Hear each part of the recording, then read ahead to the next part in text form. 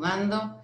Yo soy la doctora Cowan, la coordinadora de reumatología, y hoy vamos a hablar sobre enfermedades reumáticas.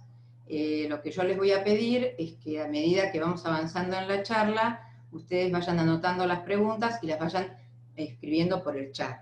Así después ya es más dinámico. Les pedimos que no hagan consultas personales, sino dudas que puedan servirnos a todos, porque esto no es un consultorio.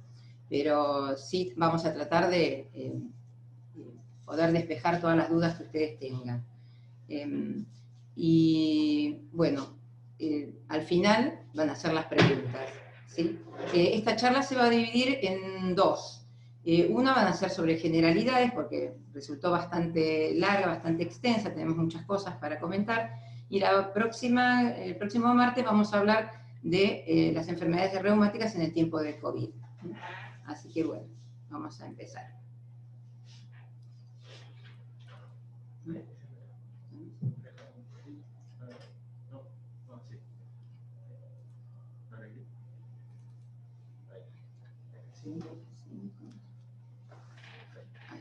Bueno, por supuesto ustedes ya deben ser habitués de acá y deben saber esto, pero por si alguno se suma y como recordatorio, que por favor si ustedes tienen alguno de estos síntomas compatibles con coronavirus, fiebre y tos, fiebre y dolor de garganta, fiebre y dificultad para respirar, pérdida del olfato o el gusto, dolor de cabeza, vómitos y o diarrea, no se automediquen, contáctense con nosotros, con OSECAC, y acá tienen los números de teléfono, que vamos a darle respuesta pronta. Bueno, ya empezamos. ¿Qué pasa con las enfermedades reumáticas en épocas del COVID-19? Que es un tema que la verdad que no se ha tocado mucho en la televisión, yo no veo que lo estén comentando mucho, y sin embargo después de varios meses, cómo seguir las enfermedades reumáticas está siendo algo muy importante. Pero vamos a hacer primero algunas generalidades. Todos tenemos muchos interrogantes sobre las enfermedades reumáticas. ¿Qué es el reuma? ¿Qué acciones preventivas podemos tomar para mejorar el pronóstico? ¿Y qué ocurre en las enfermedades reumáticas en la cuarentena? Esta vez vamos a tocar estos dos temas, y la próxima charla hablaremos de la cuarentena y la pandemia.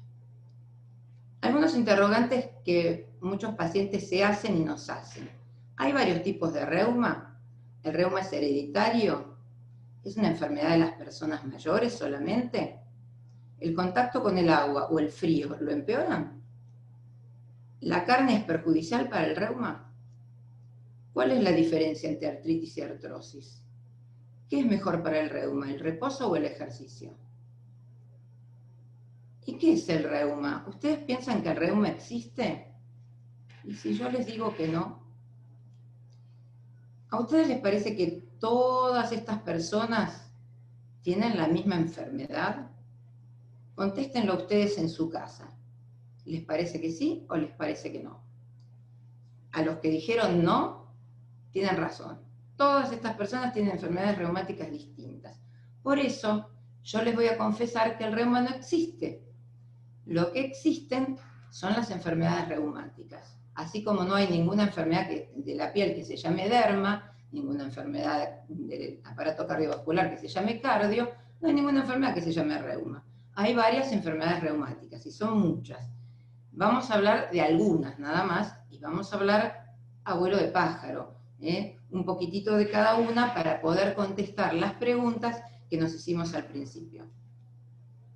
Les hablo ligeramente sobre la estructura de las articulaciones. Las articulaciones son un poco sonzas cuando se inflaman, porque se duelen y se hinchan un poco. Entonces, por eso es común que se confundan las distintas enfermedades reumáticas. Pero son muy diferentes según la edad, según el sexo, según el número de articulaciones comprometidas y según las manifestaciones que las acompañan. Entonces, ¿qué pueden afectar las enfermedades reumáticas? Yo me voy para atrás porque me olvidé comentarles una cosa. Esta es la estructura de la articulación, este es el hueso, este se llama cartílago, cartílago hialino. Si ustedes, por ejemplo, cortan un pollo, van a ver por la coyuntura que se ve un pedacito blanco sobre la articulación, ese es el cartílago hialino. Hay una membranita finita, que acá mucho no se ve, que es la membrana sinovial, que va a producir líquido para lubricar nuestras articulaciones y tiene que producir poquito líquido, no demasiado. Y después hay tendones, músculos, ligamentos, esta es una rodilla, tenemos acá distintos ligamentos, y todas estas estructuras se pueden llegar a comprometer. Entonces, seguimos avanzando. Las enfermedades articulares pueden comprometer el hueso, ese cartílago que lo reviste al hueso, la membrana sinovial que segrega líquido y las partes blandas, los músculos, los tendones, los ligamentos, las cápsulas articulares, las bolsitas, hay unos tendones que terminan en bolsitas, y también los nervios. No vamos a repasar todo esto porque es muchísimo, pero para que ustedes sepan que hay enfermedades articulares y enfermedades que solamente toman las partes blandas, que son en general menos severas.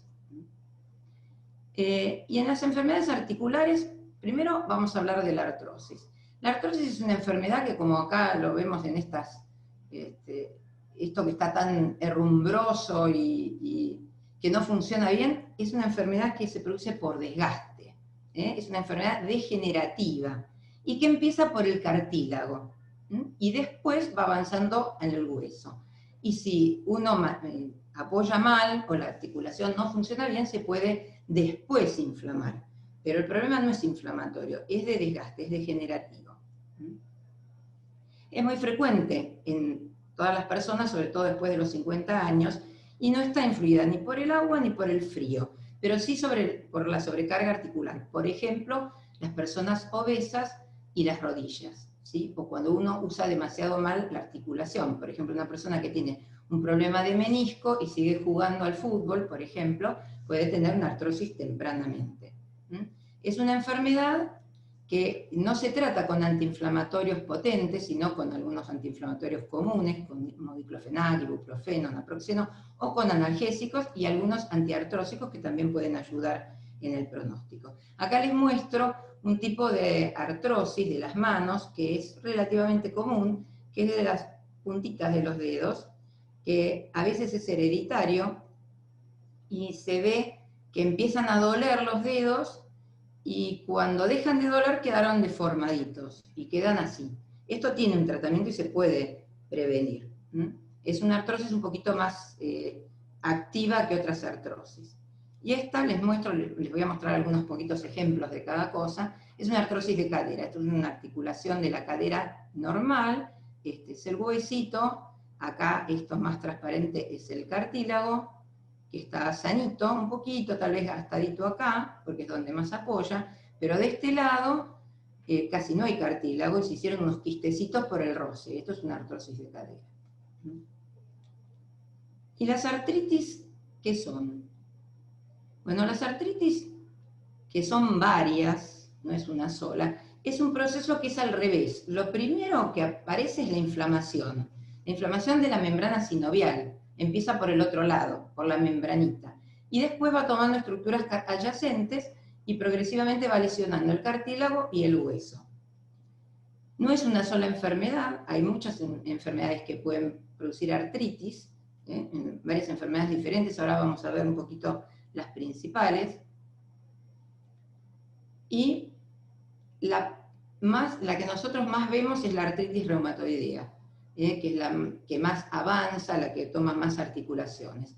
Hay algunas otras artritis, como las artritis por depósito de cristalitos, como la gota, ya vamos a hablar 2 minutitos sobre eso, y otras artritis que están en enfermedades que son más sistémicas, más generales, que afectan las articulaciones y otros órganos del cuerpo, como el lupus, como el síndrome de Sjögren, como la esclerodermia, como la polimiositis o dermatomiositis, la polimialgia reumática, las vasculitis. Como ustedes ven, son un montón. Hay algunas artritis que son reactivas. ¿Qué quiere decir? Que un germen toma contacto con nuestro organismo y la articulación se inflama porque sí, como una reacción. El germen no está en la articulación, pero se inflama igual la articulación. En general son artritis que no duran mucho tiempo. Y son las de la fiebre reumática, el HIV, la hepatitis puede producir una artritis reactiva. Y otras enfermedades como la artritis de la psoriasis y otra enfermedad que se llama espondilitis anquilosante. No vamos a tocar todas estas, pero vamos a ver alguna que otra. Yo más que nada quiero que ustedes presten atención a alguna cosa de la que comentemos que puede estar relacionado con algo que les está pasando a ustedes, o que les está pasando a un familiar, como para que después puedan consultar. Entonces, vamos a hacer un repasito.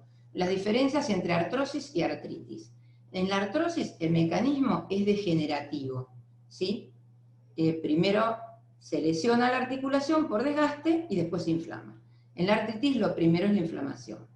Sexo, en ambos sexos. La artritis, después lo vamos a ver, según el tipo de artritis puede tener una diferencia. La edad es en mayores de 50, en cambio la artritis puede ser distintas edades, según el tipo de artritis. El número de articulaciones, si bien puede tomar muchas articulaciones la artrosis, puede tomar toda la columna, por ejemplo, pero en general las que duelen son poquitas. En cambio, en las artritis pueden ser una, dos o pueden ser muchas, más de 20 a veces. La artrosis, una vez que se desgasta, puede llegar a inflamarse. En cambio, la artritis es al revés, se inflama y por desgaste, por mal uso, se puede producir una artrosis, pero mucho tiempo después. Y si no la tratamos. Y la artrosis es una enfermedad, en cambio las artritis son un grupo de enfermedades. Y vamos a empezar por la artritis reumatoidea. Es una artropatía inflamatoria. Es una artritis de causa desconocida, pero pueden intervenir en su producción factores ambientales. Una cosa muy importante es el tabaquismo.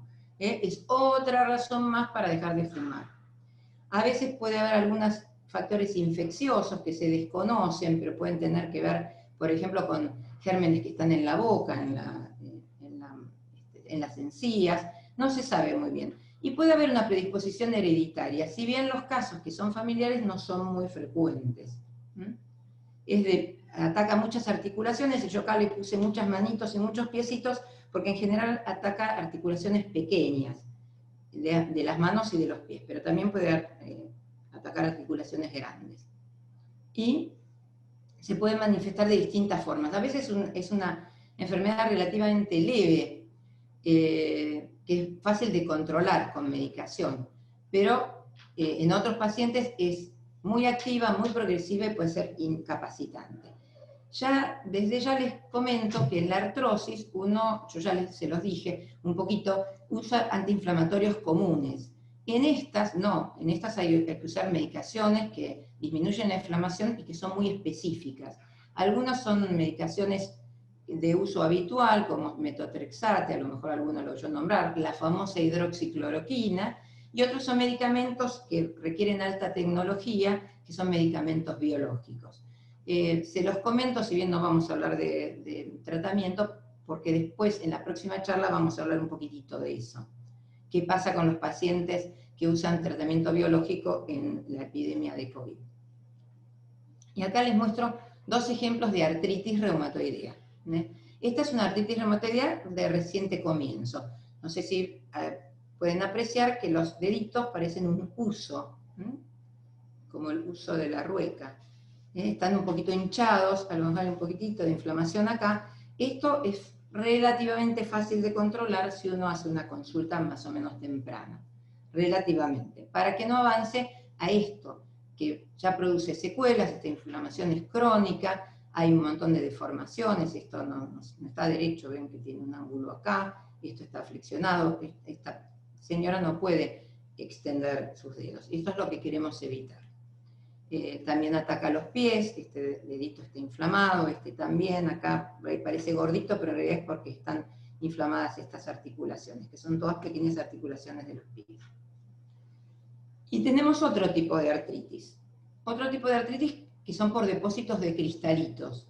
Y una es la gota, que es la enfermedad de los reyes. Acá lo tenemos Enrique VIII, que era de buen comer, comía mucha carne, y por eso producía ácido úrico y se depositaban cristales en sus articulaciones. Y después tenía locos a todos sus súbditos, porque tenía mucho dolor, tenía un dolor muy agudo, que duraba varios días. Como no había tratamiento, duraba una semana, 10 días, ahora con tratamiento dura 2 o 3 días, pero es un dolor muy agudo, muy molesto. El paciente ni siquiera tolera en la cama las sábanas, el peso de la sábana común, no de la colcha, de la sábana. Es muy agudo y se caracteriza por una elevación del ácido úrico y una artritis aguda, pero después se puede hacer crónica. Esos cristales se depositan en una o más articulaciones y a veces también forman cálculos en el riñón, por eso es tan importante prevenir la gota. En este momento es una enfermedad que se puede evitar directamente, controlando bien el ácido úrico. Entonces, hay factores hereditarios, es más común en los varones, pero también después de la posmenopausia, como ya no tenemos la protección de los estrógenos, puede aparecer en las mujeres. Se asocia a otras enfermedades metabólicas y es un factor de riesgo más para enfermedad coronaria. Por eso es importante mantener bien el ácido úrico, ¿sí? Y está influenciada por los alimentos. Esta sí, está influenciada por los alimentos ricos en purina. Por ejemplo, los mejillones, las achuras, las anchoas, sardinas, la carne roja. Se puede comer carne roja, pero en poca cantidad, ¿sí? El caldo de carne en cubitos, hay que evitarlo, porque todo eso aumenta el ácido úrico. Y acá tenemos el lugar preferido de la gota, que es el juanete, la primera articulación metatarsofalángica, vulgarmente llamada juanete, pero que también puede tomar el empeine, un tobillo, una rodilla. En general toma una o dos articulaciones, pero es muy, muy dolorosa. Vamos a pasar a las enfermedades del tejido conectivo. Y vamos a hablar del lupus. El lupus es una enfermedad inmunológica que afecta principalmente a mujeres en periodos reproductivos, o sea que puede aparecer después de los 13, 14 años, en mujeres jóvenes, aunque puede atacar en cualquier edad. En distintos pacientes se puede presentar de manera diferente. Hay pacientes que solamente tienen algunas lesiones en la piel y dolores articulares, y es una enfermedad que se puede controlar muy bien, con hidroxicloroquina, por ejemplo. Pero a veces puede ser una enfermedad grave que puede tomar órganos importantes, como el riñón, el cerebro, hematológicos, por ejemplo, dar anemia, dar plaquetas bajas. Entonces, es importante hacer la consulta. Yo después les voy a dar algunas pautas de cómo hacer la consulta. Y a veces puede haber algún antecedente familiar de lupus, no es tan común, o de alguna enfermedad del tejido conectivo. ¿Por qué les puse estas mariposas? Porque el lupus, aunque quiere decir lobo en latín, se lo llamó lupus porque parecía que tomaba a la paciente y no la soltaba. Ahora con los medicamentos actuales, por supuesto que se puede controlar. Forma unas lesiones en la piel que se llaman enalas de mariposa, que son bastante características. No aparecen en todos los pacientes, pero bueno, por eso nos acordamos del lupus por las alas de mariposa. Y puede dar dolor articular y a veces inflamación. Hay otra enfermedad que se llama síndrome de Sjögren, es el nombre de un doctor sueco que lo describió, y que es una enfermedad también inmunológica. ¿Qué quiere decir inmunológica? El organismo se ataca a sí mismo, ataca las articulaciones, pero también ataca las glándulas. Entonces produce sequedad ocular, sequedad bucal, la piel se vuelve seca y también sequedad vaginal. Y a veces pueden aparecer dolores articulares o inflamación, pero no siempre aparece. Es más frecuente en mujeres y en especial mayores de 50 años. A veces acompaña la artritis reumatoidea. Así que acuérdense de la sequedad del síndrome de Sjögren. Por eso le había puesto esas hojitas secas. La psoriasis, que es una enfermedad de la piel que tiende a producir descamación, acuérdense, estas escamitas de sirena, puede tener artritis, ¿sí? La psoriasis es una enfermedad cutánea que produce descamación, enrojecimiento e induración de la piel. La piel se pone más dura, más colorada y descama. A veces en sectores muy pequeñitos y a veces es muy extensa. Y un porcentaje alto de los pacientes con psoriasis pueden tener artritis y pueden tener compromiso de columna también, ¿sí? Para que ustedes recuerdan, los que tienen artritis reumatoidea, a lo mejor hay algunos de nuestros pacientes ahí. La artritis reumatoidea no toma la columna. Si uno tiene artritis reumatoidea y tiene dolor de columna, es porque o tiene una hernia de disco, o tiene un poco de artrosis, pero no toma la columna. En cambio, la artritis de la psoriasis sí, ¿sí? Y puede producir lesiones en las uñas y demás. Así que acá les muestro un ejemplo, una paciente que tiene varias lesiones psoriáticas bastante extensas y se le inflamaron las dos rodillas. A veces puede parecer mucho una artritis reumatoidea, a veces toma articulaciones grandes, es medio variable. Y les voy a comentar una enfermedad que es bastante poco común, la gente no la conoce mucho, que se llama espondilitis anquilosante. ¿Por qué se los comento? Porque es una enfermedad que toma la columna y otras articulaciones, como las caderas, que produce mucho dolor y rigidez articular. Por eso acá les puse las columnas de Atenas, del Partenón, pero afecta principalmente a varones jóvenes y adolescentes. Por eso a veces pasa muy desapercibida, el diagnóstico se hace a veces después de 5 o 7 años de sufrimiento del paciente, y actualmente es una enfermedad totalmente controlable.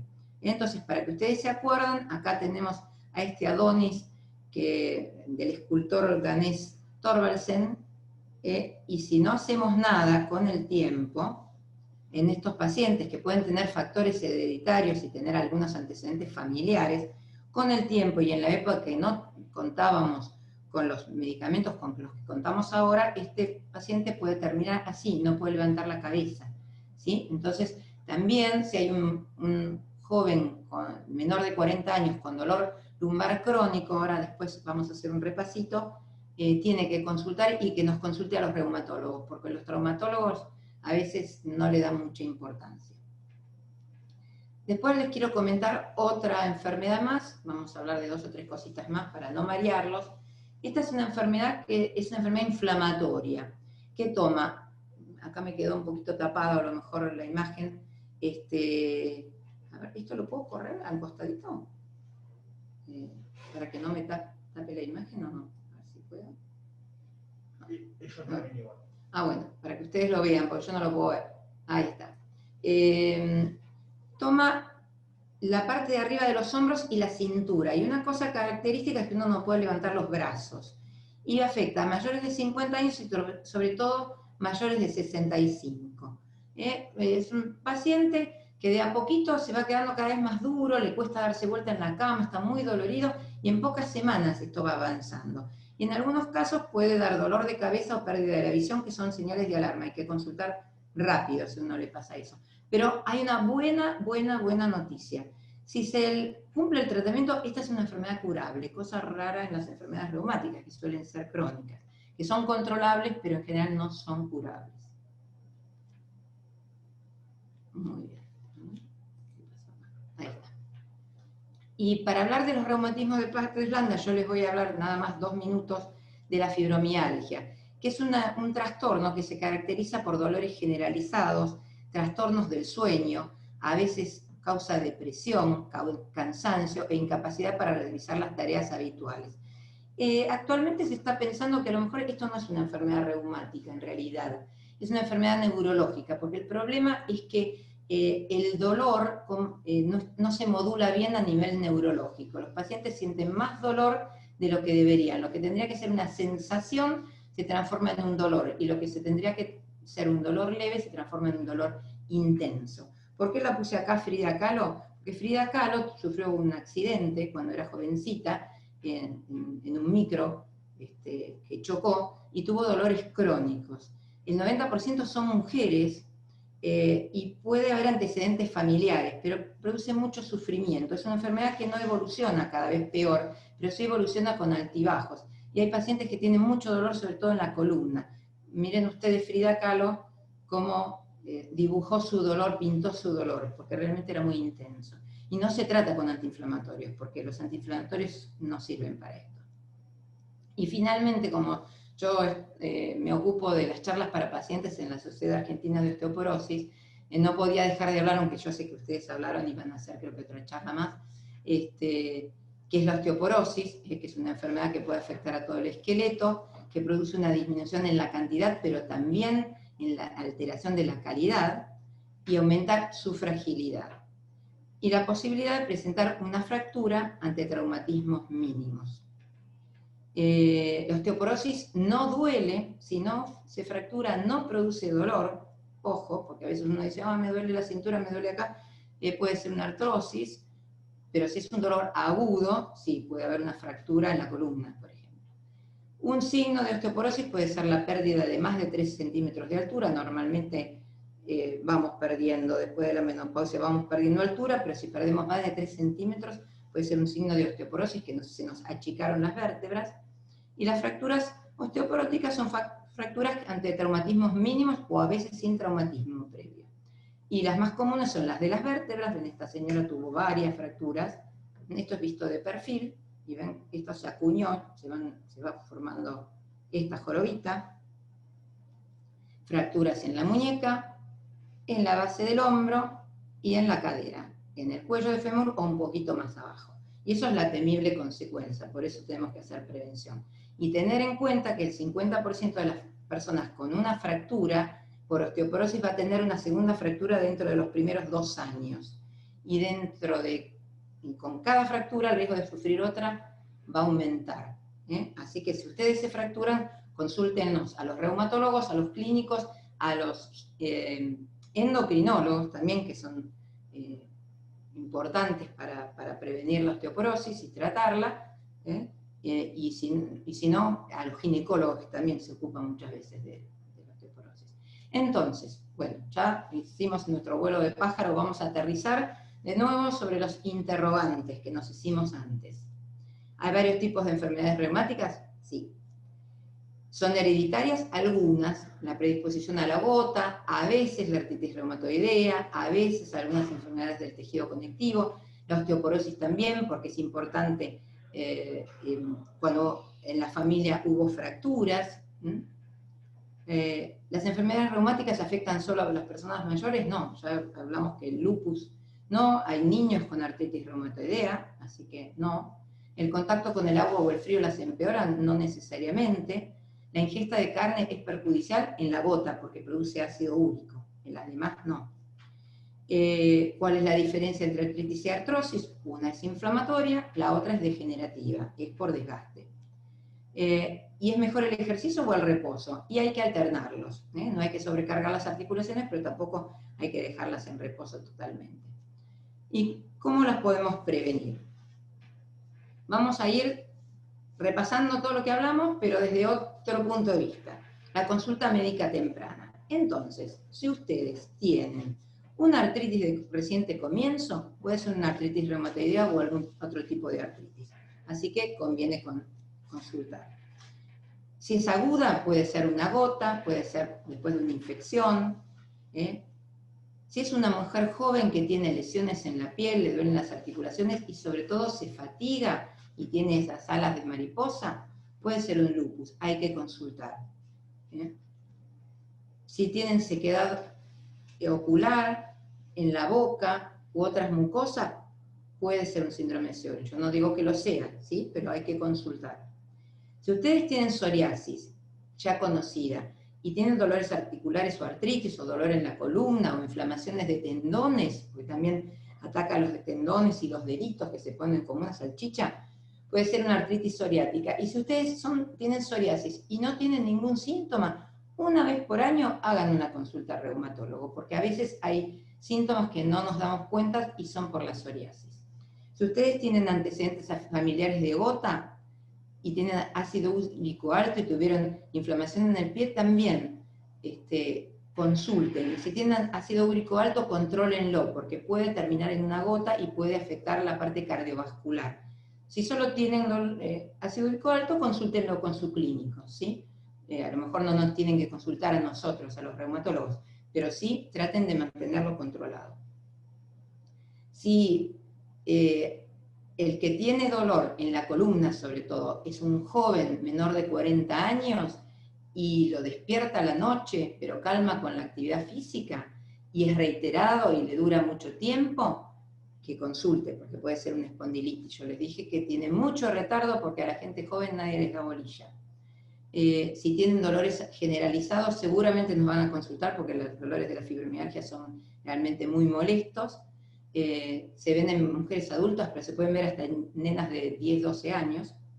Y si ustedes son una persona mayor que andaba más o menos bien, que siempre tienen los mismos dolores, y de golpe empiezan con mucho dolor articular o con dolor generalizado que les impide levantar los brazos, bueno, vayan a consultar, porque puede ser una artritis reumatoidea de las personas grandes o una polimialgia.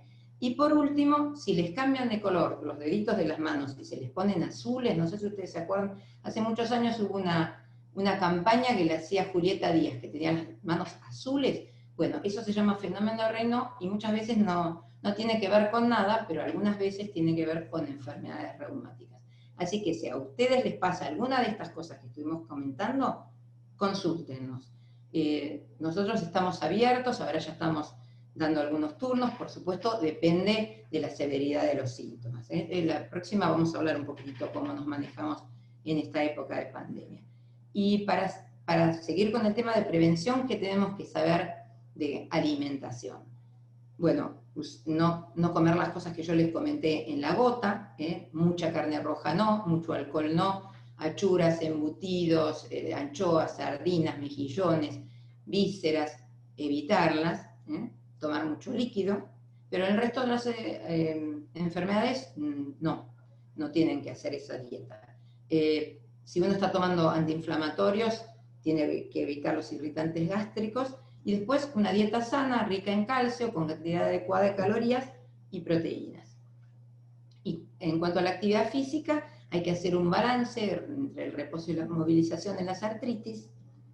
Hay que hacer actividad física y a veces tenemos que consultar para que nos enseñen cómo hacer actividad física. No pretendemos hacer esto, pero bueno, movernos un poquitito más, como hacen estas personas.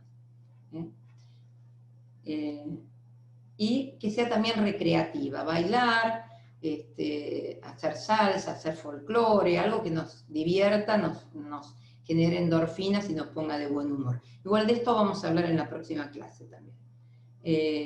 Hay que evitar la sobrecarga articular, para eso a veces hay que bajar de peso, en las artrosis sobre todo, modificar algunos hábitos, evitar las cosas que nos causen traumatismos, y descargar las articulaciones, quiere decir usar algún bastón del lado sano para que la articulación que está más lesionada, cuando nosotros nos tenemos que apoyar, les voy a dar un ejemplo con esto, esta está sana y esta está afectada. Entonces, cuando yo camino y levanto esta, apoyo con esta que no tiene problema porque está sana.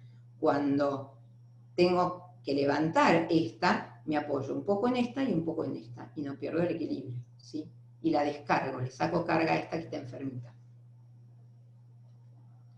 Y para seguir con la prevención, bueno, educar al paciente, que es lo que estamos tratando de hacer, tratar de charlar, hablar con su médico qué es lo que le pasa, adherir al tratamiento, cumplir el tratamiento. Se calcula que en todas las enfermedades uno tiene que cumplir por lo menos el 80% del tratamiento para que sirva, si no, no sirve. Es muy común en la osteoporosis, que como nos duele nos olvidemos de tomar la medicación. Hay que tomar sol, después ya lo vamos a charlar, por la vitamina D, excepto en el lupus, que está contraindicado. Tratar de ver cómo evitar caídas, también lo vamos a charlar. Evitar el excesivo consumo de alcohol y tabaco, porque son nocivos para las articulaciones, para el hueso, y evitar el sobrepeso. ¿Y qué nos pasa? ¿Qué les pasa? ¿Qué nos pasa en la pandemia? Bueno, eso lo vamos a ver en la próxima. Así que continuaremos la semana próxima y vamos ahora a hablar de las preguntas y las inquietudes que ustedes tienen. Muchas gracias.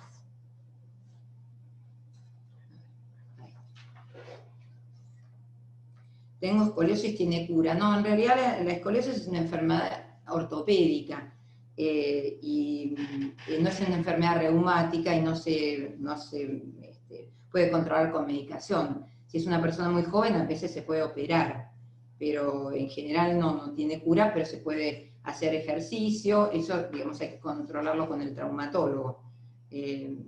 A ver, otra pregunta. Con artrosis de rodillas, ¿está bien caminar, trotar?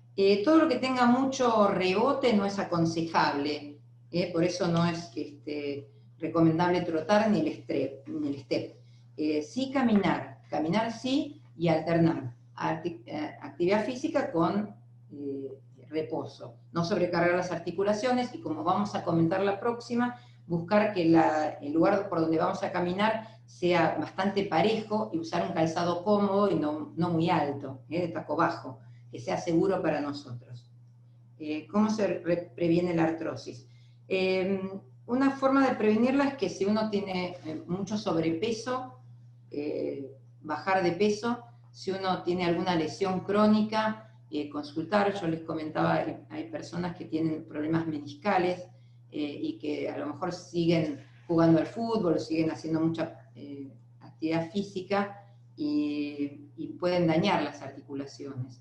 Y si la persona tiene artritis, también tratar su artritis, porque esa articulación se va a mover mejor, se va a adaptar mejor una parte de la articulación con la otra, van a estar con una cerradura y una llave, y van a trabajar bien y no se van a gastar más de un lado que del otro.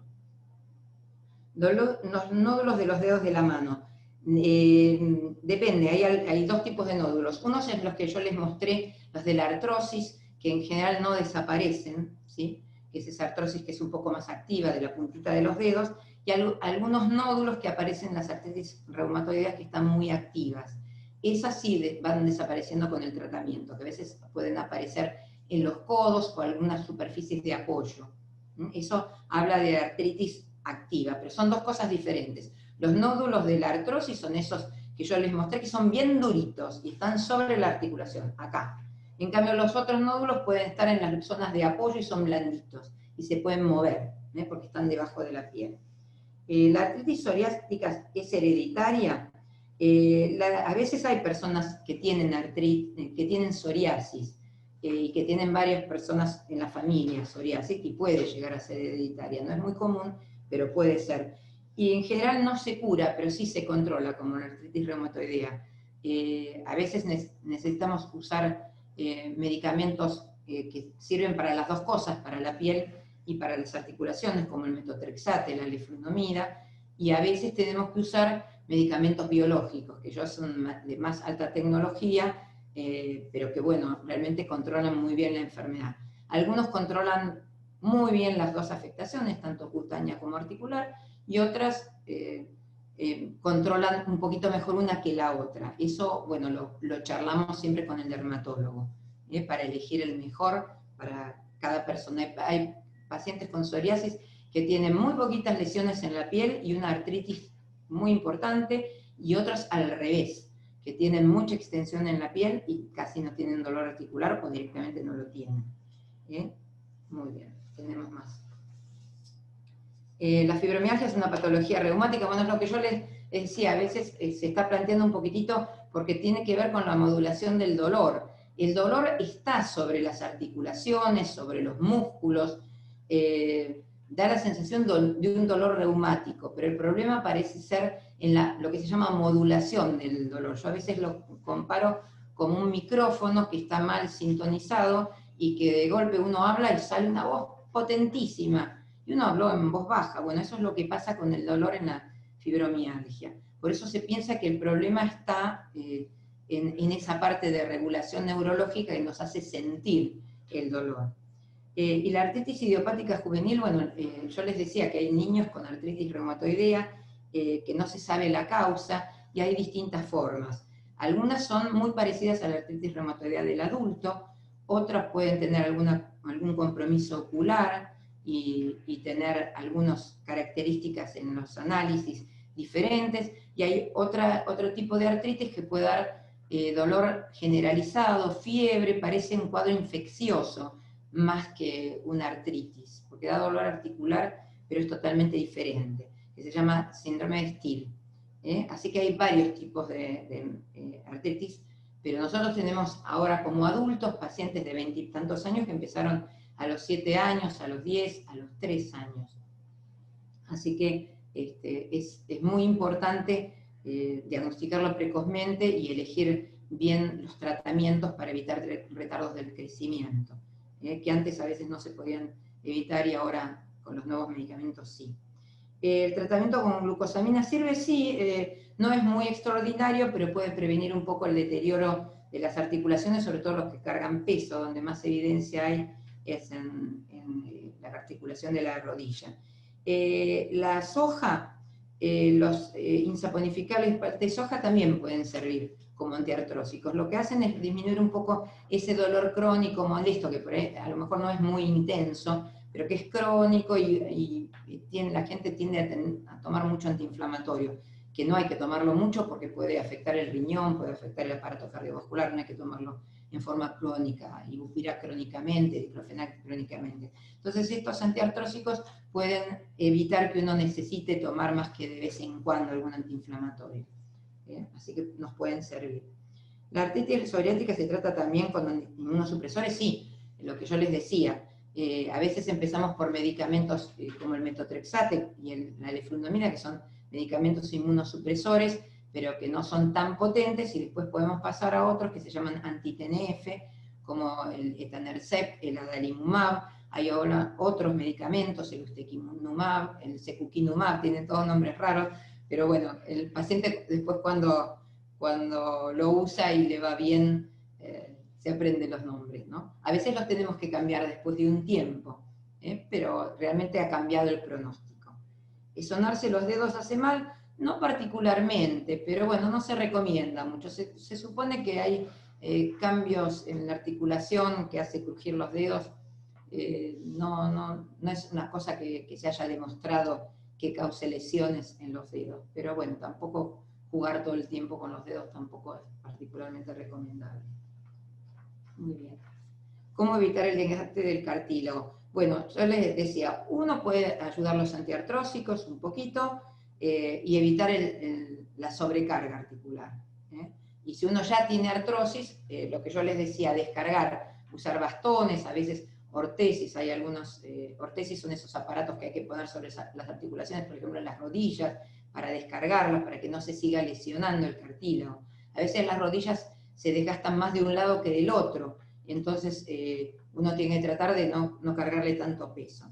¿Cuáles son las señales para evitar la gota? Primero hacerse un análisis de sangre común que incluya un ácido úrico, porque uno no tiene antecedentes familiares de gota y un ácido úrico mayor de 6,5, 7, conviene que hacer un tratamiento. A veces es simplemente con cuidarse un poco en la dieta y a veces hay que agregarle una medicación para bajar el ácido úrico como el allopurinol, hay varios.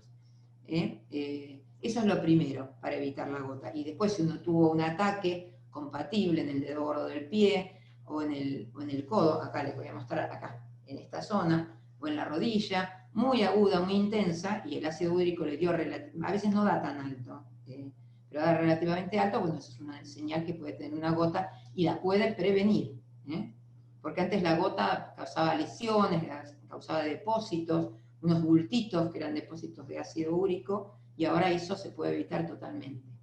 Los ligamentos rotos de la rodilla, dice, si no me opero, ¿qué dice? Si no me opero de artrosis.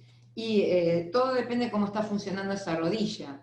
Le puede dar artrosis si está funcionando mal y está lesionando y haciendo trabajar mal la rodilla. Eso es bueno que lo evalúen con el traumatólogo, a ver cómo ve esa rodilla.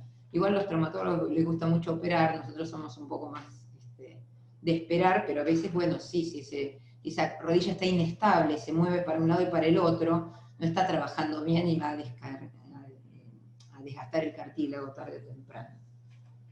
Muy bien, ¿cuántas preguntas? ¡Qué bárbaro! Tengo ciática repetidamente, ¿qué se puede hacer? Bueno, eso puede ser un problema de columna, puede ser que haya un disco desplazado, una hernia de disco, una protrusión discal, y bueno, ahí tendría que hacerse una resonancia para ver dónde está el problema y evaluar si es quirúrgico o no.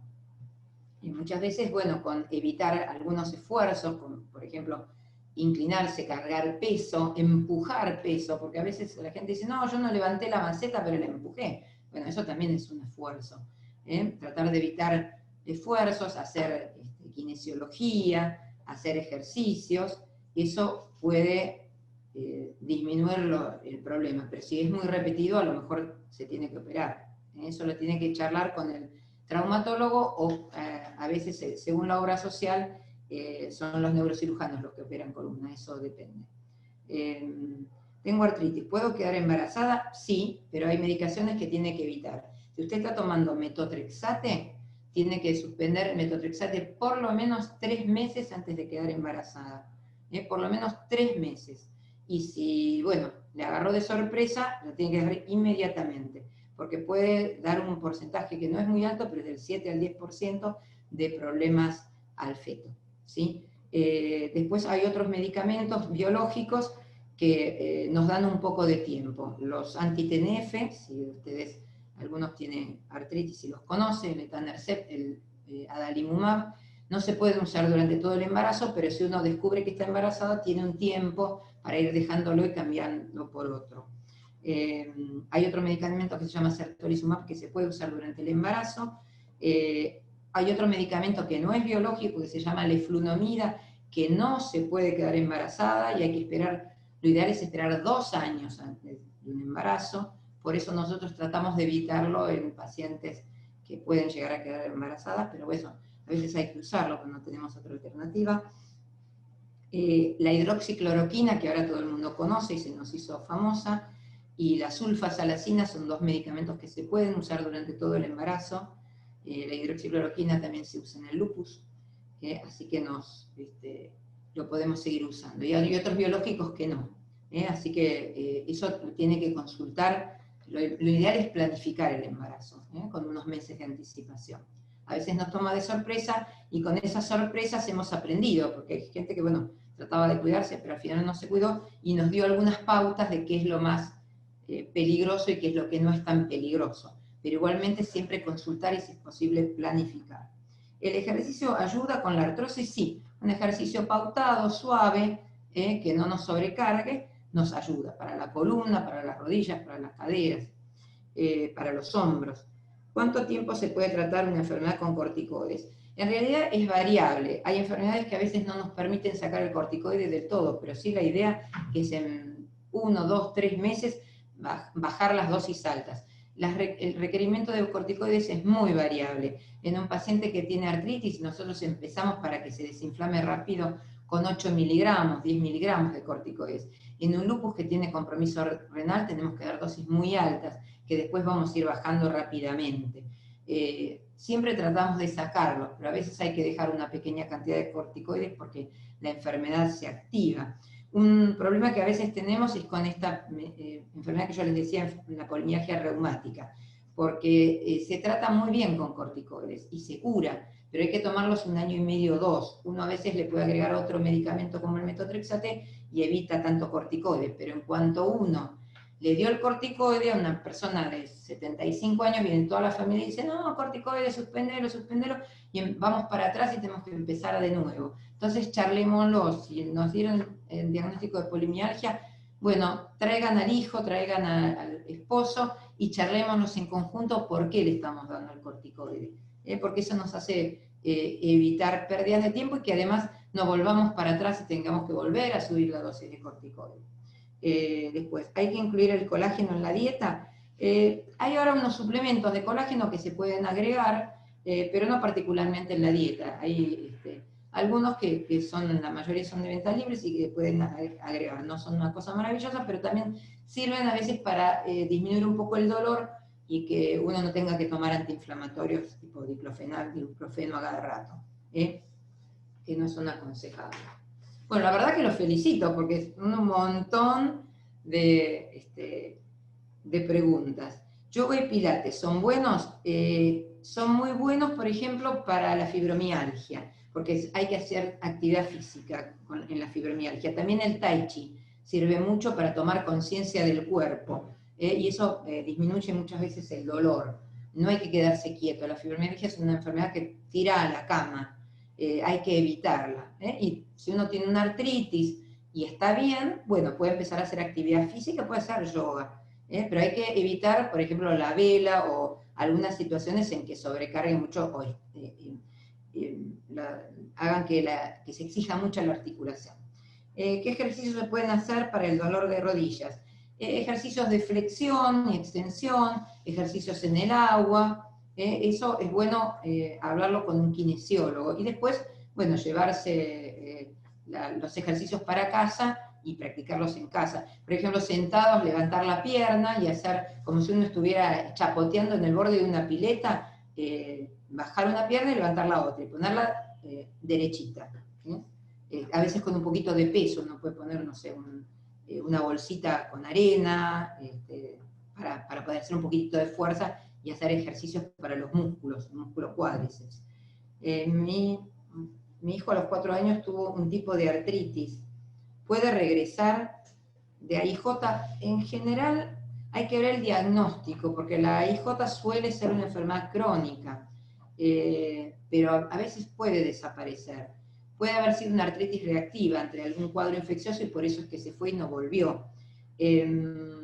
Antes lo que nosotros veíamos, yo tengo 36 años de reumatóloga, y veíamos algunos pacientes con fiebre reumática, que es una artritis, que es una reacción a un estreptococo que produce angina y que puede lesionar el corazón también. Por eso era tan preocupante, porque la artritis se va y no pasa nada, pero podría dañar las válvulas del corazón. Esto como ahora se tratan mucho más las anginas con antibióticos, los pediatras están muy atentos, y las mamás también, esto no lo vemos muy a menudo. Pero bueno, puede ser que haya tenido una artritis de ese tipo, que se suele dar una prevención para el famoso estreptococo de la garganta durante un tiempo hasta los 18 años. Pero eso cada vez, la verdad, lo vemos menos, porque se tratan mejor las anginas y no vemos estas consecuencias de esta reacción de las válvulas del corazón y de las articulaciones. ¿El cartílago de tiburón ayuda? La verdad que no. El arsénico del agua afecta a las articulaciones. La verdad que poco, tiene efectos tóxicos, pero no particularmente en las articulaciones. El tratamiento para el reuma. No me digan reuma, ¿qué reuma? ¿Qué reuma? Díganme. Ya no digan más reuma. ¿Qué es artrosis? ¿Afecta el estómago? Bueno, los antiinflamatorios sí afectan el estómago. Ustedes saben que pueden causar gastritis. Así que hay que usarlos lo indispensable. Si ustedes tienen artrosis, bueno, a lo mejor con ejercicios, con algún antiartrósico, los tienen que usar de vez en cuando. Para una fiesta, por ejemplo, bueno, lo tomamos porque no queremos en los 15 de la nieta que nos agarre dolor y queremos pasarla bien, o para un viaje y nos llevamos, pero tratar de tomarlo lo menos posible. Y cuando tenemos artritis, que a lo mejor se activó, una artritis reumatoidea que se activó, bueno, tomarlo en el momento agudo, pero después hay que buscar a ver cómo que ajustar las otras medicaciones para no tener que recurrir al famoso antiinflamatorio. Y siempre consultar a ver si hay que tomar un omeprazol o alguna medicación para el estómago, porque si no nos van a odiar los gastroenterólogos con toda la razón del mundo. ¿El Sjögren y la fibromialgia se relacionan? Bueno, a ver, hay pacientes que tienen fibromialgia y tienen otra enfermedad reumática asociada. No se sabe si esto es porque el dolor crónico produce fibromialgia, que es primero el huevo o la gallina, pero hay personas que tienen artritis reumatoidea y tienen fibromialgia, hay pacientes que tienen lupus y tienen fibromialgia. Y la artritis reumatoidea a veces se asocia al síndrome de Sjögren, que se llama Sjögren secundario. Así que sí, puede haber algunos pacientes que tienen todo este combo, que bueno, todo tiene su tratamiento. Aunque parezca mentira, la que más difícil de tratar es la fibromialgia, las demás se pueden manejar mejor. El aceite de cannabis es más efectivo que la pregabalina. La verdad que ese es un tema. Para la artritis no sirve, para la fibromialgia todavía no hay trabajos que sean muy definitivos. Hay algunos trabajos con pocos pacientes. Ahora, yo creo que si algo sirvió el COVID es para que todo el mundo sepa lo que son los trabajos científicos. Uno tiene que comparar pacientes que tomaron el cannabis contra otros que tomaron pregabalina y controlarlos para ver realmente, y los que no tomaron nada o tomaron otra cosa, para ver si hay una diferencia entre un grupo y el otro, realmente. Y los estudios que hay hasta ahora son medio inconcluyentes. Pareciera que sirviera más, pero no se sabe si sirve más que la pregabalina. Ojo, que el aceite de cannabis no está fabricado ahora en nuestro país bien, con todas las de la ley. Por eso hay que ver de dónde viene el aceite de cannabis. Puede ser agua de la canilla, ¿sí? No sabemos qué es lo que estamos tomando. Yo he confiado, por ejemplo, yo tengo una amiga que tiene un nene con una epilepsia refractaria, y bueno, lo traía de Estados Unidos y era el aceite de cannabis, pero lo que uno compra por ahí no sabemos, ¿sí? Pero bueno, puede ser una alternativa a la pregabalina porque hay pacientes con fibromialgia que no la toleran. El ojo seco del Sjögren, ¿qué se hace? Bueno, hay una serie de colirios que se pueden dar, se pueden poner geles también. Hay personas que realmente tienen mucho ojo seco y tienen que usar colirios a cada rato. Hay que evitar mucho las pantallas, porque las pantallas a todos, sea los que no tengamos ojos secos, nos obligan a tener los ojos muy abiertos y muy atentos y no parpadear. Cuando uno lee, uno tiene el ojo medio cerradito, y si bien está atento a lo que lee y parpadea poco, el ojo está lubricado. En las pantallas uno tiene el ojo abierto y parpadea poco porque está muy atento. Y eso produce ojo seco de por sí. Si uno además tiene síndrome de Sjögren, tiene que cuidarse, tiene que alternar. Evitar los lugares con mucho aire acondicionado, porque el mecanismo del aire acondicionado es secar el ambiente, por eso calienta rápido y enfría rápido. Entonces hay que evitar, a veces hasta uno puede poner en su casa un vaporizador, así que, o mucha calefacción, hay que evitarlo. Después usar colirios y a veces geles, y a veces hasta se pueden hacer algunos implantes en las glándulas salivares. ¿Qué más? ¿Qué es un medicamento biológico? Un medicamento biológico es un medicamento que lo que hace es, está fabricado y neutraliza una sustancia del cuerpo. Por ejemplo, ustedes oyeron hablar de las famosas citoquinas, que son sustancias inflamatorias que a veces en casos severos del COVID se activan mucho, se activan varias, y se habla de neutralizarlas. Bueno, los medicamentos biológicos neutralizan una citoquina en especial, cada uno una diferente. Y esas citoquinas son los que más producen artritis o a veces lupus, o también hay unos que neutralizan algunas sustancias que producen activación de las células que producen osteoporosis. Así que hay distintos medicamentos biológicos. También hay medicamentos para el cáncer que son biológicos. Nosotros, bueno, usamos los que neutralizan las citoquinas y los que neutralizan la activación de los osteoclastos, que son los que producen osteoporosis. Bueno, y creo que ya terminamos. Bueno, la verdad que estoy orgullosa de ustedes, muy contenta. Veo alguna carita conocida por ahí. Un beso enorme a los que me conocen. Bueno, a los que no me conocen, estamos abiertos a las preguntas, a las consultas. Y bueno, ya la semana que viene vamos a hablar cómo nos vamos manejando en esta época de epidemia. Muchas gracias a todos, muchas gracias a la invitación por ponerme en contacto con ustedes y bueno, nos estamos viendo la semana que viene. Muchas gracias.